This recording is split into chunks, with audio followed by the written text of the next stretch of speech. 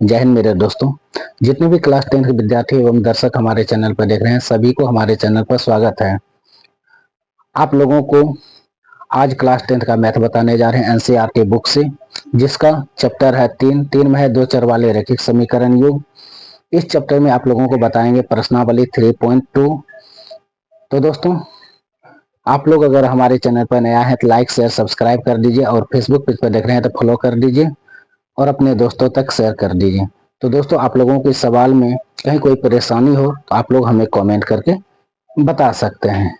तो दोस्तों, चलिए ज़्यादा समय नहीं लेते हुए चलते हैं सवाल की ओर कि सवाल क्या कह रहा है। सवाल नंबर 1 में है, निम्न रैखिक समीकरण युग्म को प्रतिस्थापन विधि से हल कीजिए। हमारे पास पहला का चौथा दो रैखिक समीकरण दिया गया है। इस रैखिक समीकरण को हमें प्रतिस्थापन विधि से हल करना है, और इससे पहले आप लोगों को सवाल नंबर 1 का पहला, दूसरा और तीसरा पिछले वीडियो में बता चुके हैं। तो चलिए इसको हम प्रतिस्थापन विधि से हल करते हैं। तो यहाँ पर लिखेंगे सॉल्यूशन, ठीक है, और प्रतिस्थापन विधि से हल करना है। हम लिखते हैं प्रतिस्थापन विधि, ठीक है। तो हमें जो यहाँ पर दिया गया है हम उसको यहाँ पर लिखते हैं। दिया है, क्या दिया है? 0.2x plus 0.3y equal to 1.3। ये मेरा पहला समीकरण है। और दूसरा रैखिक समीकरण क्या है? 0.4x plus 0.5y equal to 2.3। ये मेरा समीकरण दूसरा है, ठीक है। अब हम इसको क्या करेंगे? समीकरण 1 से चलते हैं। समीकरण 1 से, ठीक है। समीकरण 1 क्या है? तो देखिए समीकरण 1 से, समीकरण 1 क्या है? 0.2x plus 0.3y equal to 1.3। ये मेरा समीकरण 1 है। देखिए, एक अंक के बाद दशमलव है, दशमलव को हटाएंगे, बटा में 10 लगाएंगे। देखिए, दशमलव हटाएंगे, बटा में 10 हटा, यहाँ भी दशमलव हटा, बटा में 10 हटा। तो देखिए सबके बटा में 10 आ गया है।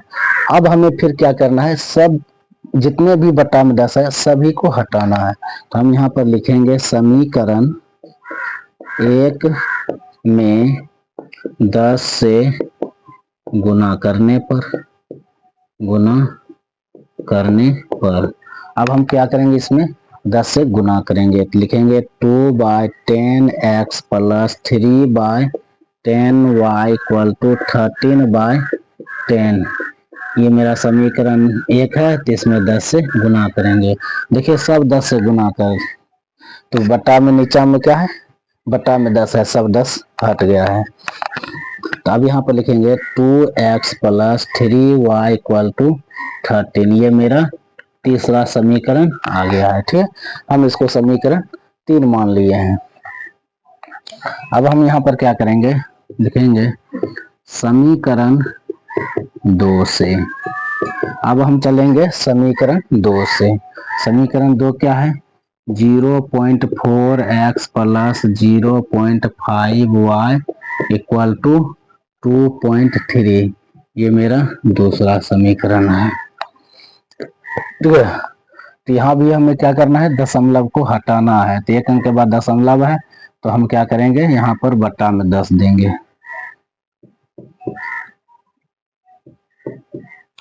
ठीक है। अब फिर हमें क्या करना है कि जो बटा में 10 आया है इस 10 को हटाना है। तो हम लिखेंगे समीकरण 2 में 10 से गुना करने पर, ठीक है। इसमें फिर क्या करेंगे? 10 से गुना करेंगे। तो 4/10x plus 5/10y equal to 23/10। अब फ्रॉम इक्वेशन सेकेंड मल्टीप्लाई 10, यानी 10 से गुना करेंगे। तो देखिए कि 10 से सब में गुना करते हैं, तो ये जब भी गुना होगा तो अंश वाला के साथ गुना होगा, तो अंश वाला के साथ में गुना होगा, तो बट्टा में 10 है, तो हम ये 10 से सबको काट देते हैं, ठीक है। कितना आ गया? 4x plus 5y equal to 23। ये मेरा समीकरण चौथा हो गया है, ठीक है। अब हम क्या करेंगे? पुनः चलेंगे समीकरण 3 से, लिखेंगे पुनः समीकरण 3 से। ठीक है, समीकरण 3 मेरा क्या है, 2x प्लस 3y, तो 2x plus 3y equal to 13। ठीक है, तो 2x equal to 13 minus, plus में है तो माइनस में हो जाएगा, तो माइनस 3y। अब देखिए x के गुणाम क्या है, 2 है, गुणाम है तो साथ जाएगा तो भाग में हो जाएगा। ठीक है, तो हम यहाँ पर लिखेंगे x equal to 13 minus 3y by 2। ये मेरा समीकरण 5 हो गया है। ठीक है, देखिए ये जो मेरा x का वैल्यू आया है, इस x के वैल्यू को हम क्या करेंगे, समीकरण 4 में रखेंगे। इसको हम समीकरण 4 में रखते हैं। देखिए x का मान समीकरण 4 में रखेंगे, तो हम यहाँ पर लिखेंगे समीकरण 4 में x का मान रखने पर। ठीक है, अब इस x का मान हम इस समीकरण 4 में रखेंगे। समीकरण 4 है 4x plus 5y equal to 23।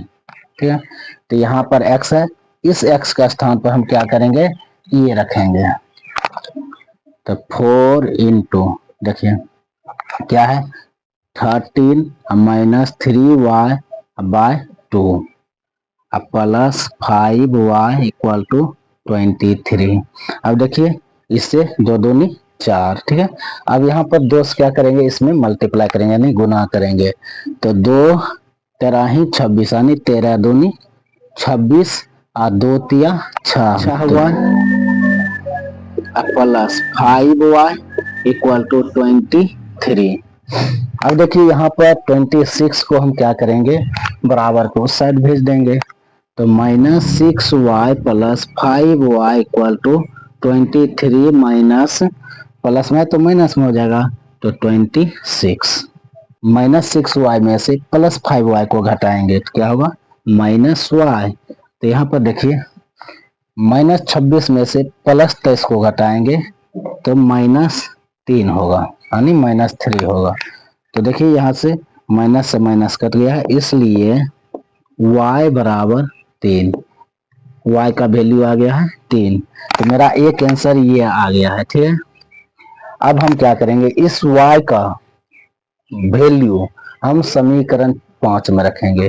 जो मेरा y का वैल्यू आया है, इस y के वैल्यू को हम समीकरण 5 में रखेंगे। तो चलिए y के वैल्यू को हम समीकरण 5 में रखते हैं। तो देखिए अब हम क्या करेंगे, समीकरण 5 में यानी y का वैल्यू हम समीकरण 5 में रखेंगे, तो हम यहाँ पर लिखेंगे समीकरण 5 में y का मान रखने पर। ठीक है, समीकरण 5 में y का मान रखेंगे, तो समीकरण 5 मेरा क्या है, x equal to 13 minus 3y by 2, ये मेरा है। तो यहाँ पर देखिए y है, तो हम y का स्थान पर क्या करेंगे, 3 को रखेंगे, तो लिखेंगे x equal to 13 minus 3 into 3 by 2। ठीक है, तो 13 माइनस 9 बाय 2। अब यहाँ पर देखिए 13 में से 9 को क्या करेंगे, माइनस करेंगे, कितना होगा 4 बाय 2। तो देखिए 4 में क्या करेंगे, 2 से भाग देंगे, 2 दूनी 4। ठीक है, तो इसलिए x बराबर 2 मेरा आंसर आ गया है। ठीक है, तो y का मेरा आंसर 3 है और x का आंसर 2 आ गया है, तो ये मेरा दोनों आंसर हैं। तो दोस्तों आप लोगों को यह क्लास कैसा लगा, आप लोग कमेंट करके जरूर बताइएगा।